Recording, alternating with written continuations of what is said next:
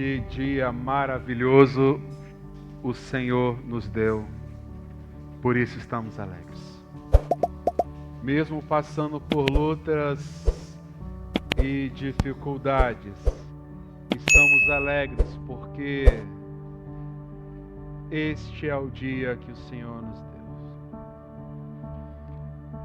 Vencendo a ansiedade é um momento especial. Que vamos estar a crescer aqui na igreja.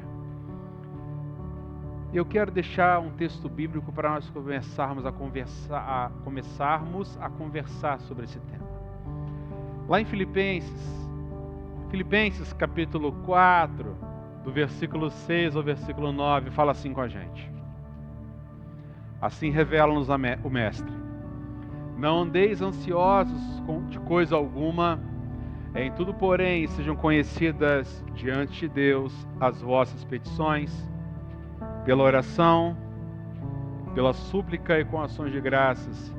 E a paz de Deus, que excede todo o entendimento, guardará o vosso coração e a vossa mente em Cristo Jesus. Finalmente, irmãos, tudo que é verdadeiro, tudo que é respeitável, tudo que é justo, tudo que é puro, tudo que é amável, tudo que é de boa fama, se alguma virtude há, ou se algum louvor existe, seja isso que ocupe o vosso pensamento. E o que também aprendeste, e recebeste, e ouviste, e viste de mim, isso praticai, e o Deus da paz será convosco. Deus colocou em nosso coração para estar ministrando essa série, 3 séries de mensagens sobre ansiedade. Porque a ansiedade é algo interessante, todo mundo tem. É mentira ou verdade isso? Todo mundo tem, alguns mais e outros menos. E algo tão interessante que não escolhe idade. A ansiedade acontece com pessoas idosas, pessoas de meia idade, até com crianças. Todo mundo é ansioso. A ansiedade é algo tão sério, que especialistas da nossa época dizem que hoje o grande mal da nossa época é a ansiedade que gera a depressão. Para você ter uma noção, mais de 50%, muito mais, alguns dizem até 70% de pessoas que vão para os seus hospitais para tratar de doenças possui uma origem na ansiedade e na depressão, que gera a depressão. Em outras palavras, mais de 50% das pessoas que estão nos hospitais hoje não necessitava estar lá, se eles cuidassem da sua ansiedade. É a depressão, é a ansiedade, algo que atinge qualquer pessoa. E aqui não está ligado a dinheiro, porque a ansiedade atinge ricos, pobres, gordos e magros, altos e baixos, de qualquer idade. Por exemplo, um dos países mais ricos do mundo é o Japão, onde existe a maior taxa de suicídio mundial. Sabiam disso? E geralmente essas pessoas são pessoas extremamente com bem de vida, com toda a tecnologia e toda a medicina ao seu dispor. A questão é que hoje em dia nós andamos ansiosos com tudo. Nós andamos ansiosos, por exemplo, com o nosso espelho. Nós não olhamos mais para o espelho simplesmente para pentear o cabelo e para olhar a nossa face. Muitos de nós brigamos com o espelho. Olhamos se estamos com uma barriguinha a mais. Já fizeram isso? Ou olhamos achando que estamos com uma barriguinha a menos? Olhamos se temos rugas ou se algo está a mais. Por exemplo, a minha esposa ficou ansiosa antes de vir para a igreja aqui.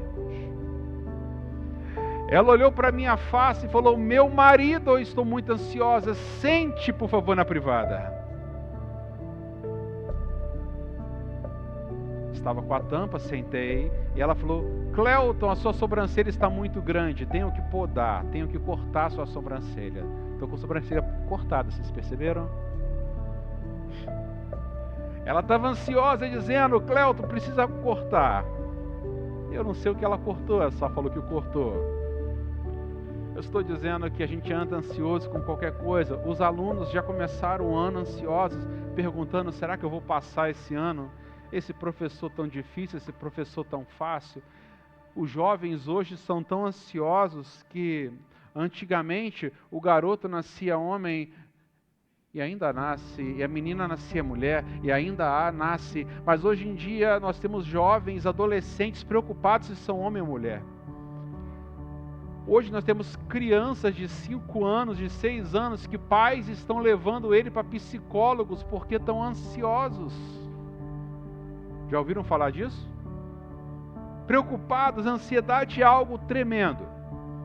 Lembra na época da Covid? Algo que vivemos há pouco tempo atrás. Pessoas andavam ansiosas, mas a ansiedade era tanto que nem conversava com parentes perto. Até hoje, esta semana, eu vi várias pessoas ainda andando aqui em Barra Mansa de máscara na cara. Pessoas que ainda estão ansiosas, com medo de pegar doenças. Só que eu não sei como é que você entrou aqui na igreja hoje. Eu não sei como é que você está aqui agora. Eu não sei como é que está o seu dia. Por exemplo, você já amanheceu em um dia com um nó na garganta? Tipo um aperto no peito? Eu não sei explicar direito. Já sentiu? Já acordou? Do nada. Você acordou com algo horrível, uma sensação horrível no seu corpo. Alguns mais, outros menos. A grande verdade é que nós passamos por situações que não conseguimos explicar. Chegamos ao ponto de acreditar que se Deus não fizer um milagre, uma intervenção mais profunda em nossas vidas, nós não vamos suportar. Ou literalmente estamos passando um dia muito gostoso, muito agradável e recebemos um telefonema. Hoje em dia as pessoas nem usam mais o telefone, já manda direto mensagem pelo WhatsApp, porque as pessoas não querem mais conversar, porque no telefonema existe a pessoa falar e a pessoa ouvir. No WhatsApp é interessante, eu só falo e quando eu tenho paciência eu escuto. A ansiedade é tão grande que muitas vezes nós nem conseguimos dormir direito.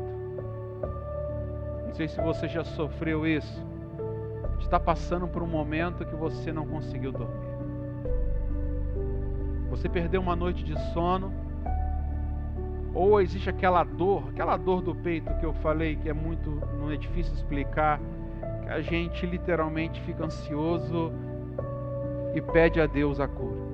A questão que Filipenses, esse texto que nós lemos, que acabamos de ler, esse texto, a partir do versículo 6, mostra como nós conseguimos vencer a ansiedade.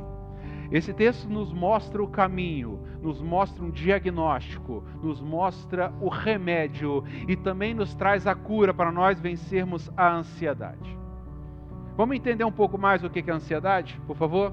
A palavra ansiedade, lá na língua grega, ela traz a ideia de estrangulamento. Todo mundo recebeu isso daqui? Por que nós colocamos, você percebeu, uma corda, parecendo aquela corda que a pessoa vai se suicidar, vai estrangular o teu pescoço? Porque a palavra ansiedade, lá no original grego, ela tem esse significado de estrangulamento. É como se eu amarrasse uma corda no pescoço e eu me jogo de uma cadeira. O peso do meu corpo puxa para baixo e a corda segurada em cima, ela não deixa eu cair. E aquilo estrangula. Ou em outras palavras, é como se fosse uma brincadeira de cabo de guerra. Lembram dessa brincadeira? De cabo de guerra? É quando tem uma corda esticada, uma pessoa pega de um lado e a outra pessoa pega do outro. E cada um puxa do lado. Ansiedade, literalmente, é o meio da corda, recebendo a pressão, tanto da direita como da esquerda. É muitas vezes angústias, medos, dores que ficam lá nos estrangulando, machucando o nosso coração. O problema da ansiedade é que a ansiedade rouba as nossas forças. Quando andamos ansiosos, nós não temos nem coragem, muitas vezes, de levantar da cama. Algumas vezes levantamos da cama porque somos obrigados a levantar. Tipo, tenho que trabalhar. Porque a Light, o SAI, a empresa de luz, a empresa de água, as contas, elas não querem saber se eu estou ansioso ou depressivo. Elas precisam ser pagas. E quando temos filhos pequenos, os filhos pequenos não querem saber se mamãe ou papai está ansioso ou está passando por uma grande luta. Eles só querem saber que precisam comer e precisam continuar vivendo.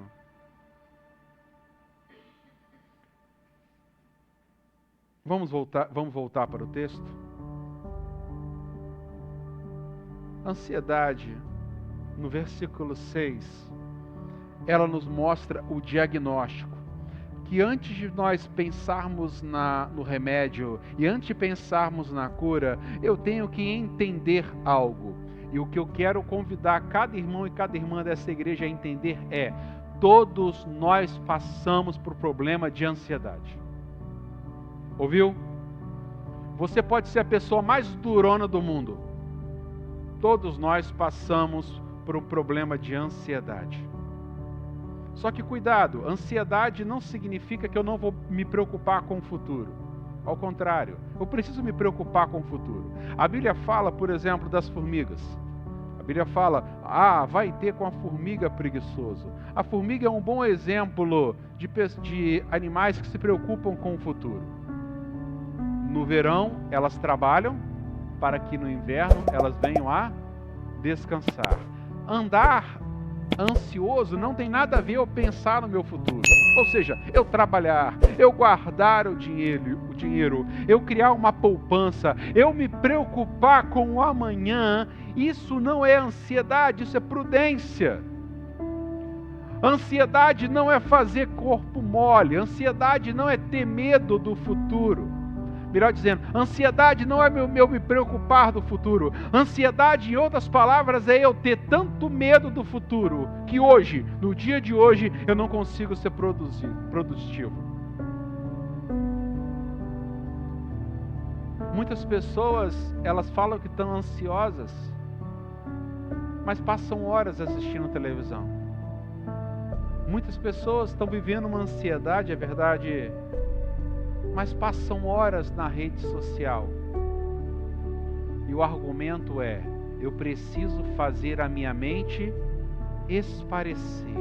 Eu preciso fazer a minha mente esquecer dos meus problemas. Pastor, eu não gosto de ver televisão. Mas muitas pessoas com problema de ansiedade gastam todo o seu tempo lendo livros ou trabalhando. A ideia é, eu tenho que... Em outras palavras, eu não posso deixar a minha mente livre para ficar pensando, senão eu acabo pensando abobrinha. Desculpa o termo com o legume. Já aconteceu isso com você? Sabe o que também não é ansiedade? Ansiedade não é viver sem problemas. A Bíblia está repleta de homens e mulheres de Deus que viveram grandes problemas. Por exemplo, o apóstolo Paulo vivia grandes problemas, lutas, prisões, açoites, fome, perigo. Mas ele também tinha ansiedade. Ter problemas não é o fim da ansiedade. Aquela pessoa que vence a ansiedade continuará tendo problemas. A questão que eu quero trazer aqui nessa noite, que não é resolvendo os meus problemas, não é resolvendo as minhas angústias que eu vou vencer a ansiedade. Porque se você entrou aqui acreditando que eu vou te dar uma fórmula de você vencer os seus problemas, me desculpe, é impossível de falar isso. Porque o próprio Jesus disse que no mundo nós teremos aflições. E a única coisa que Jesus Cristo nos disse foi: tende bom ânimo, ou seja, tenha coragem e continue caminhando.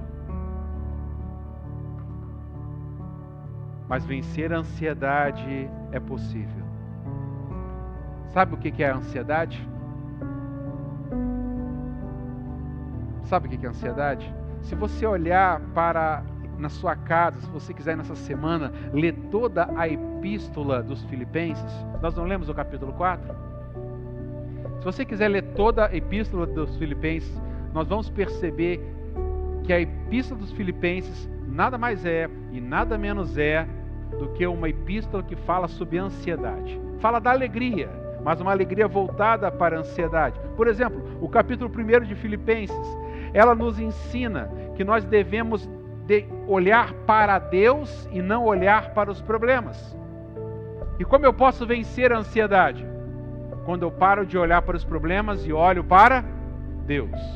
Eu falei aqui de resolver os problemas? Sabe qual o problema do problema?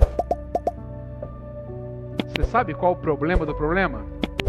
É que quando a gente resolve um problema, nasce outro problema. E vamos morrer assim. Quando a gente acha que já resolveu uma situação, nasce outra. A grande verdade é que eu preciso não olhar para as situações da vida. Eu preciso olhar para Deus. Quando eu olho no capítulo 2 de Filipenses, o apóstolo Paulo fala de um monte de problemas de relacionamento. Onde o apóstolo Paulo fala de pessoas que passam problemas de relacionamento com o irmão, com parente, com irmãs, com tios. E eu tenho certeza que na sua família vocês têm problemas de relacionamento, não tem? Ou a sua família é perfeita, ou a sua família é uma família 100% perfeita. Porque se a sua é, eu quero te garantir, ou estou mentindo para você, ou você já morreu. Pastor, o que é isso? Sim. Sabe por que eu sei que a sua família tem problema? Sabe por quê? É porque a sua família é composta de pessoas pecadoras. E pessoas pecadoras erram. E pessoas que erram geram problemas. Aí Paulo fala, ao invés de você olhar para os problemas das pessoas, olha para ela da mesma forma como Cristo olhou para você. Se Cristo me perdoou, se Jesus me perdoou, quem sou eu para não perdoar aqueles que me ofendem? O capítulo 3 de Filipenses, que eu estou convidando você a ler na sua casa, lá já fala de ansiedades geradas pelas situações da vida. Necessidade de dinheiro, necessidade de cura de doença, necessidade de tantas coisas. Fala de problemas, de desejos que a gente tem de resolver nossos problemas terrenos. E mais uma vez Paulo fala que eu não posso olhar para as situações do hoje, eu tenho que olhar para Deus. Tem uma história bem interessante que fala muito bem de ansiedade. Tem uma história que fala assim, que um homem milionário. Você conhece algum homem milionário? Você conhece? Que um homem milionário foi num aeroporto com o seu carro caríssimo. E quando ele chegou no aeroporto, ele viu um amigo dele que era bilionário chegando de quê? De um jatinho particular. Um jatinho que custa milhões e milhões de reais. E ele sentiu inveja do seu amigo bilionário. O problema é que quando esse milionário estava indo para o aeroporto, ele passou na frente de um homem muito rico. E o homem rico, quando olhou o carro do milionário, ele disse, como eu queria ter aquele carro. Porque o meu carro é um carro novo, é um carro caro, mas não é como aquele carro do milionário. E quando aquele homem rico reclamava do carro que ele não tinha, um homem da classe média olhou para aquele carro do rico e falou, como eu queria ter um carro 0 quilômetro, que eu ando com meu carro lá do ano de 2005, do ano de 2006, 2007, meu carro é um carro mais antigo, como eu queria usar um carrinho novo. E quando aquele homem reclamava do carro do rico que era 0, passou um homem do lado do homem do carro velho andando de bicicleta. E andando de bicicleta, ele olhou para o homem e falou: ah, como eu queria ter um carrinho, para quando chovesse eu entrasse dentro do carro e não precisasse andar de bicicleta. O problema é que do lado do homem de bicicleta passou um homem muito pobre. E ele disse: ah, como seria bom se eu tivesse uma bicicleta para ir trabalhar de bicicleta. Eu sou obrigado a andar debaixo desse sol a pé. O problema é que aquele bilionário, lembra daquele bilionário que chegou de quê? De jatinho. Aquele bilionário estava indo para a sua casa no seu carro fabuloso. E ele viu aquele homem pobre, andando debaixo do sol, caminhando a passos largos na rua com as suas pernas. E aquele bilionário olhou para as suas pernas aleijadas e disse: ah, como eu queria ter de volta as minhas pernas para conseguir andar na rua debaixo desse sol. A grande verdade é que todo mundo é ansioso e todo mundo vai ter inveja de alguém. A grande jogada é eu não olhar para as circunstâncias, mas olhar para Deus. Eu sei que eu já estou me alongando bastante, mas sabe como é que eu percebo se eu estou vivendo ansioso ou não? Sabe como é o diagnóstico para eu vencer a ansiedade? O primeiro diagnóstico que eu quero trazer hoje é que a ansiedade vem, em geral, de um passado de culpa. Anotou aí? Qual o primeiro diagnóstico? A ansiedade geralmente vem por um passado de culpa, ou uma culpa de algo do passado. Erros que nos afligem, falhas que nós cometemos no passado, que até hoje nos afligem. A grande verdade é que o que eu sou hoje, o que você é hoje, é uma consequência de escolhas que vocês fizeram no passado.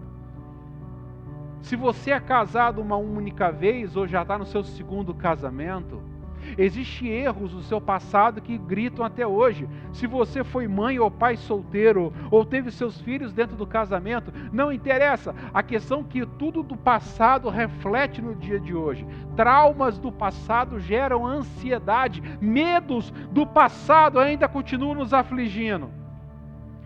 Muitas pessoas vivem com grande ansiedade hoje, porque não conseguiram se libertar de dores do passado. Homens que foram abusados, mulheres que foram abusadas sexualmente, por exemplo, na infância, mesmo casados já com longa data, ainda vivem dores do passado. Roubos, mentiras, situações que aconteceram no passado ainda podem afligir no coração de alguém.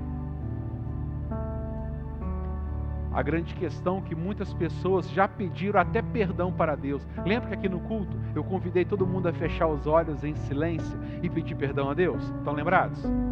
Só que muitas pessoas já pediram perdão a Deus pelos seus pecados. E o que a Bíblia fala quando nós pedimos perdão a Deus pelos nossos pecados?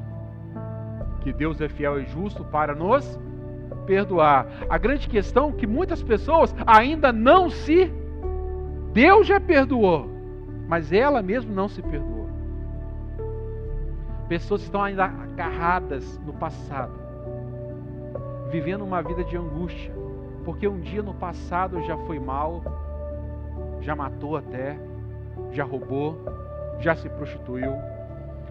Eu lembro de uma história verídica de uma mulher que uma vez, na época... na verdade, deixa eu organizar minha mente aqui. Eu lembro de uma vez que eu fui na minha caixa de correio, abri ela para buscar cartas e encontrei uma carta que foi enviada a mim anonimamente. Eu abri a carta estava escrita algumas folhas, escrita à mão, e eu percebi que naquela folha havia gotas de água secas, que a pessoa, enquanto escrevia, estava chorando. Quando eu li essa carta na minha vida pastoral, quando eu li esta carta sem saber de quem era, a pessoa narrava a dor da vida dela, aonde ela narrava que uma vez, por ela estar passando fome, esta pessoa, passando fome, se prostituiu, sexualmente falando, para conseguir dinheiro para comer. E isso essa pessoa fez durante meses. A questão que ela conseguiu depois arrumar um trabalho, ela organizou a sua vida, desenvolveu na sua vida, ela conheceu um homem que a amou e a respeitou, e que ela contou para ele o passado de prostituição que ela teve. E na carta escrevendo, e esse homem a amou, a perdoou, e casou com ela, e fez dela a sua esposa. O problema é que já tinha passado quase 20 anos dessa história, mas ela ainda, toda vez que dormia com o seu esposo, ela se sentia como se fosse uma prostituta. Recebi a carta, dobrei meu joelho e orei e falou: Senhor, quem escreveu essa carta, permita que eu venha conhecer um dia para conversar. E Deus, por graça e misericórdia, permitiu que eu conhecesse essa pessoa. Trabalhamos pastoralmente com essa pessoa. E essa pessoa, por meio da graça e misericórdia de Deus, sem entrar com nomes e detalhes, ela reconheceu o perdão de Cristo e se auto-perdoou, se tornando novamente uma nova criatura. Muitas vezes o passado oprime tanto a gente, que a gente vive ansiosos porque está agarrado lá. E sabe por que a gente vive agarrado muitas vezes no passado? Por causa do segundo diagnóstico. Qual é o primeiro que eu falei? Qual é o primeiro? Culpa do passado. Repetem comigo. Qual é o primeiro? Tem que ser todo mundo junto. Qual é o primeiro? Culpa do passado. E qual é o segundo? Medo do amanhã. A grande verdade é que ninguém fica ansioso por causa do passado. Porque eu posso mudar o meu passado? Eu posso mudar alguma coisa do meu passado? Impossível. Na verdade, eu tenho medo que aconteça amanhã o que aconteceu no passado. E eu fico com medo de não dar certo. Eu fico com medo de dar tudo errado. Eu fico com medo e aquilo faz eu procrastinar. Procrastinar é quando eu tenho dificuldade de fazer as coisas, eu freio para não agir. Eu tenho tanto medo do futuro porque eu acho que não vai dar certo, porque um dia no passado deu errado. O diagnóstico da ansiedade é tanto medo do futuro, é tanto medo que no futuro repita as dores do passado, que eu bloqueio a minha vida. Eu conheço mulheres, por exemplo, que nunca mais se casaram porque teve um casamento ruim e não querem casar porque acham que vai ser uma porcaria. Quando eu falo isso, estou pensando em minha mãe e não tenho medo de falar aqui. Sofrimentos. Ela fala: para que eu vou casar? Lembrando que o meu pai teve encontro com Cristo num período antes de falecer e muita coisa mudou. Quantas pessoas acham que eu não posso olhar para frente porque parece que vai repetir as dores do passado? E muitas vezes nós andamos ansiosos, presos, chorando, tristes. O futuro é tão mau que nós somos açoitados. Muitas vezes acordamos por causa de angustiados. O medo do futuro é tão grande, temos dificuldade até de dormir. Será que vai dar certo? Será que eu vou conseguir? A grande verdade é que o Salmo 35, já estou chegando no meu final, ele fala o seguinte: o choro pode até durar, mas a alegria vem pela manhã. Mas sabe a grande beleza desse texto? A beleza desse texto não é que a alegria vem pela manhã, não. A grande beleza desse texto é que durante a noite eu vou continuar chorando. A Bíblia não promete que vai resolver o meu choro na noite. O que o texto está dizendo que enquanto você estiver ansioso, você tem que lembrar de 2 Coríntios, por exemplo, 12:9, que diz que Deus não perdeu o controle da história. Quando eu estiver sentindo ansiedade, eu tenho que olhar e lembrar que Deus não perdeu. Ao invés de eu olhar para o futuro com medo, eu tenho que olhar para o futuro sabendo que o meu Redentor vive. Para terminar essa parte da mensagem, é o seguinte: preste muita atenção nessa frase. Preste muita atenção nessa frase. Aonde a fé termina, ali nasce a ansiedade. E o oposto é verdadeiro. Aonde a ansiedade termina, ali que começa a fé. Em outras palavras, fé e ansiedade não conseguem viver juntas. Ou eu tenho fé, ou eu tenho ansiedade. E aí, no próximo domingo a gente continua. Porque o remédio, um dos remédios é a fé. E como fazer essa fé? A grande verdade é que a ansiedade, ela só me destrói. Mas se eu tiver uma fé, diz a palavra, do tamanho de um grãozinho de mostarda pequeno, eu vou conseguir vencer. Então, gente, ansiedade nada mais é do que o medo é o medo dos meus erros do passado que venham se repetir no meu futuro. É eu achar que por causa do meu passado eu não sou digno. Por isso que o apóstolo Paulo, no versículo 6, nos convida: não andeis ansiosos de coisa alguma. Em outras palavras, por favor, igreja, diagnostiquem, cada um faz uma autoavaliação. Você está ansioso ou você já viveu ansioso? Nessa minha conclusão eu digo, há muitos homens em especial, porque homem é uma categoria bem interessante de orgulho, né? Muitas vezes a gente é tão durão de falar, a gente não sente essas coisas. O problema é que homem sente. E muitos homens, quando ficam muito ansiosos ou com medo, eles vão chorar dentro do banheiro, escondido. E se possível, com o chuveiro ligado para ninguém ouvir. Eu já fiz isso várias vezes.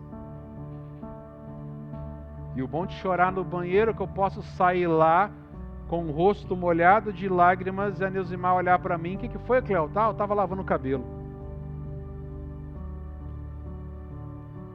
Ansiedade.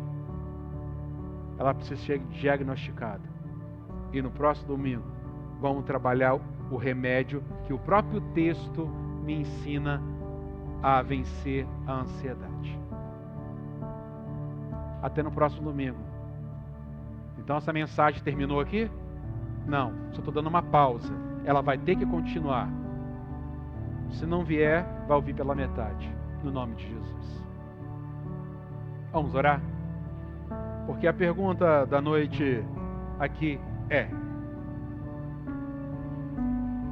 você está ansioso?